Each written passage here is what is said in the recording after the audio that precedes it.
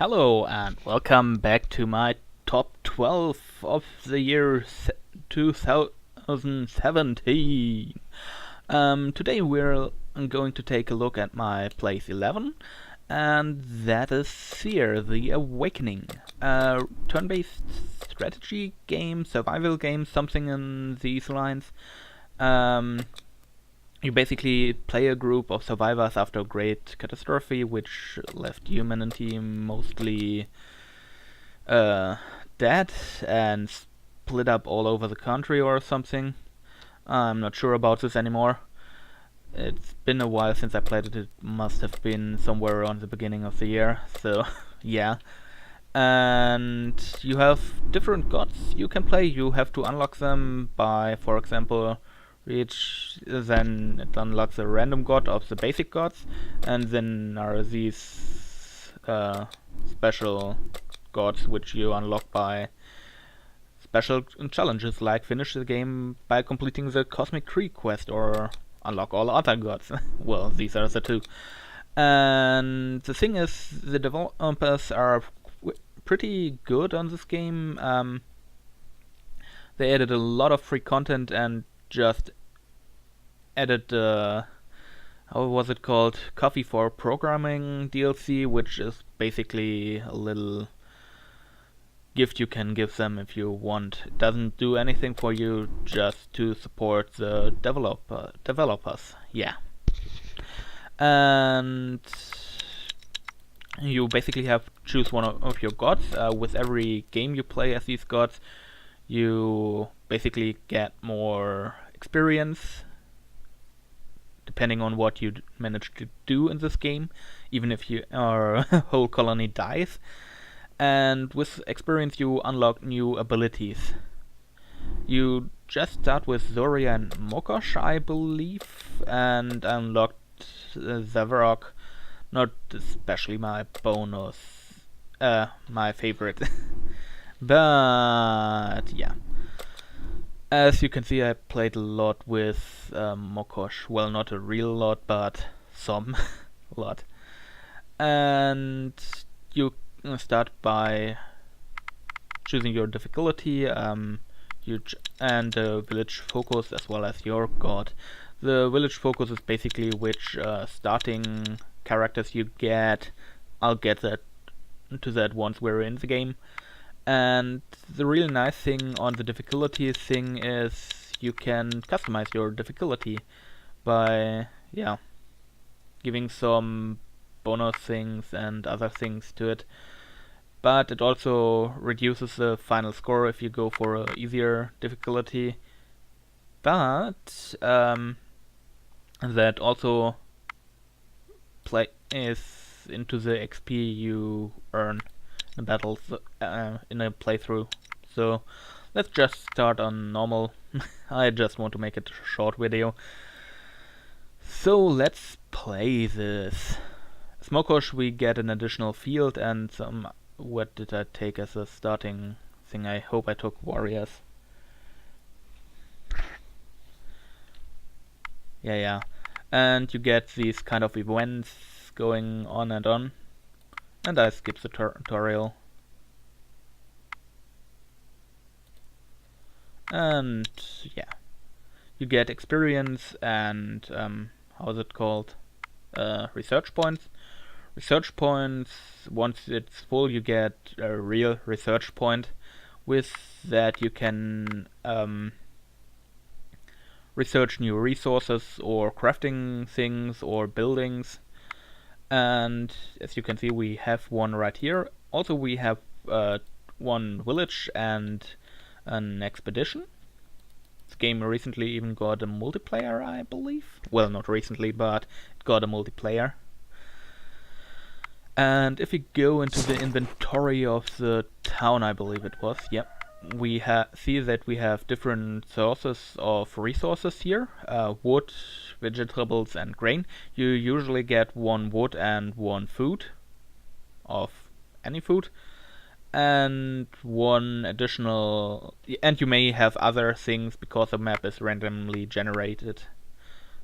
Also other gods have different things, and I get an additional grain basically granted because I have Mokosh. Once you have villages in your village, you can send them off to produce things, like, for example, here, vegetables, and they have a basically a gathering skill, and the gathering skill determines how many gathering points they actually get when they are gathering. The usual skill is 1, but since I've chosen, since these two are warriors, no, not warriors, gatherers in class, they are pretty good at gathering. So we want one to produce food and one to produce wood. So, and we can also kinda say them that they should craft something, but first we have to manage supplies. People need two kinds of supplies: food supplies and wood supplies. And basically, one wood is consumed every turn to keep the village warm and stuff, to fuel everything. And the amount of people, basically one person consumes one food, if I'm correct. And if you have different kind of foods, you can get additional boni if you enable them. Right now we only have meat, so we get no bonus on 2 different kinds of foods, 1 health, and then on 3 different times 1 will, then 1 dexterity and shielding, and 1 shield, and then 1 additional movement. That's especially useful for your how's it called, group of adventurers that you send out on site to gather or do other stuff. And then you get the real good hard boni, which really make your game work. So having a lot of foods is actually beneficial for you. Yeah, different kinds of food.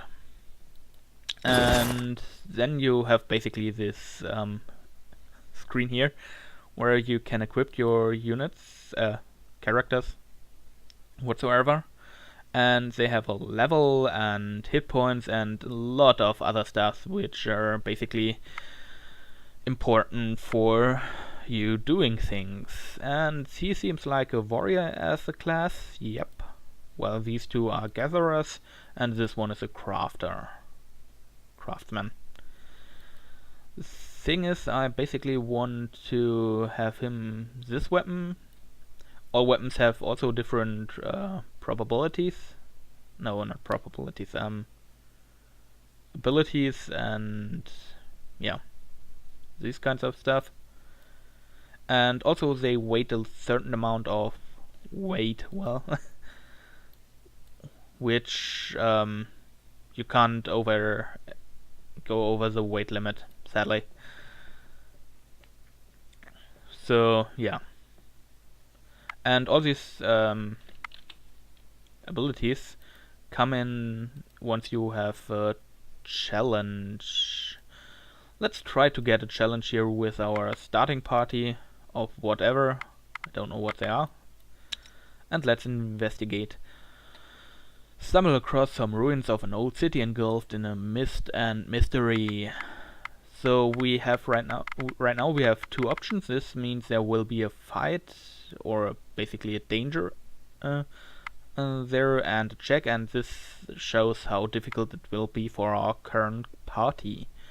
And there are 4 options unavailable. You can have certain options unlocked by having special kinds of characters or special classes or people with special abilities. Things like that to unlock new, well, options here.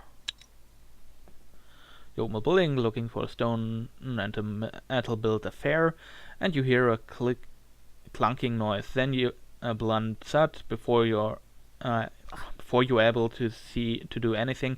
You see a skeleton charging your way, and up to arms. We see our enemies, and here we see which skills are used in this challenge. And we could auto-resolve, but we should show the battle mode. Right now we basically draw our characters as cards, which have different abilities, and we have one offensive hand and one tactical hand. The offensive hand can be played directly and interfere in combat, and the tactical hand would have to wait one turn before they can interfere in combat, but can also give their passive bony, like get closer is if you want to send them in battle, or things like first action and support ally. Things like first action say that the character has to be on this level at maximum, while support ally is just a basic buff which can be applied to anyone. There are also debuffs for enemies, but here, like confuse, so they can confuse characters up to level 4. And I'm quite happy with this hand, so keep and play. So we start, and I think we might want to play our blunt damage dealer. Yeah. And with that we give it a turn, and now it's the opponent's turn, and he plays his skeleton. Well, lucky for me, I can confuse it and play another character. I think she would do just fine, unless they have spear people. The thing is, my blunt damage got kinda negated there. I kinda wanted to bait the skeleton out, and it worked. The thing is, blunt damage is, if you overkill something, it basically carries the damage on to the next target.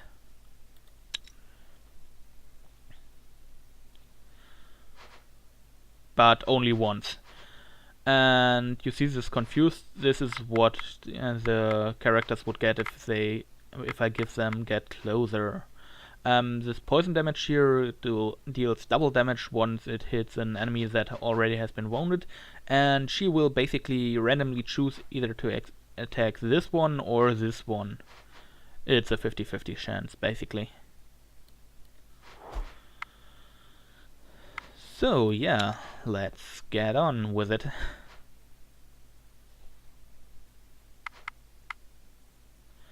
And can we? Nah. But we should give her first action, so she can basically help killing the skeleton and still carry on the blunt damage to the next target, which makes her automatically attack the last target. The thing is, I don't want her to get attacked, so I'll just skip this round. Turn. And with that we have 2 turns of battle, which are going to be resolved now. Fight phase 1. And the skeleton is dead. Oh, I could have played her, damn it. Forgot that she has the basic poison damage additional to her normal damage. And now turn 2, the red is dead. And we have won this battle without any danger wounds or something. The thing is, if you get hit in combat, you might gain a wound, which basically can cause you to die. And that's always dangerous. We get some loot, some shields, some pikes, and a lot of resources. And right now we have to kind of go into our party management and also say them what they can use. And they have no burning supply. That's just lovely. Also, your expedition has a maximum carry amount, which is kind of difficult to hold, because if you want to go out and, well, get some materials,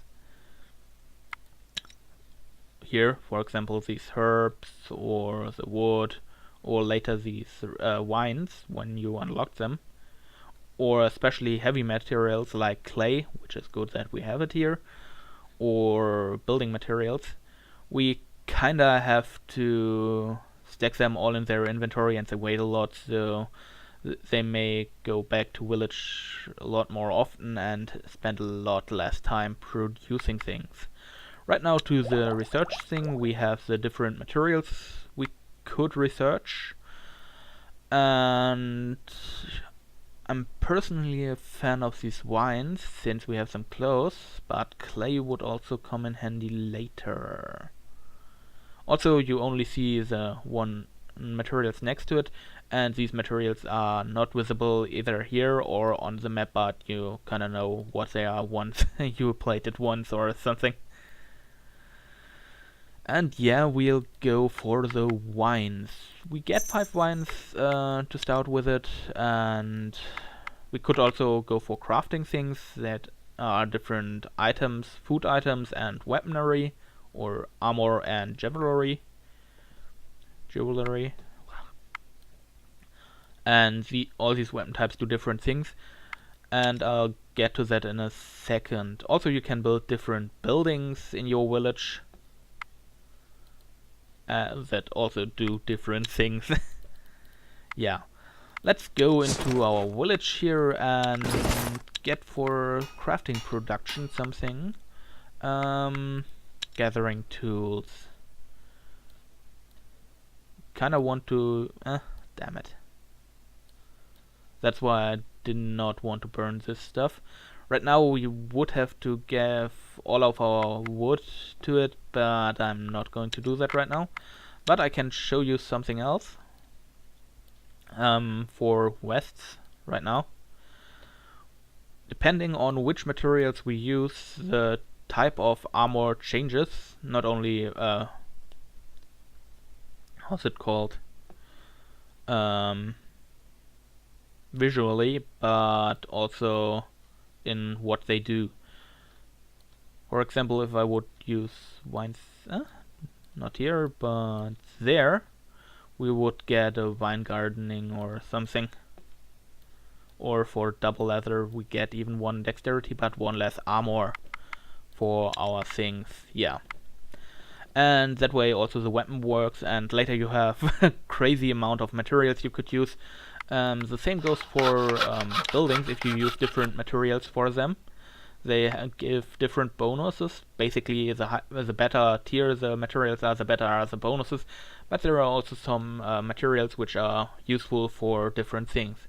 For example, if you put in elven wood, you have the in buildings you have the chance to attract elves with these buildings, which is kind of useful if you want to get some good characters, since elves are usually good. Or darkwood attracts goblins and I think orcs? I'm not too sure about it, or it was monsters that they attract. Whatsoever. Obsidian attracted goblins.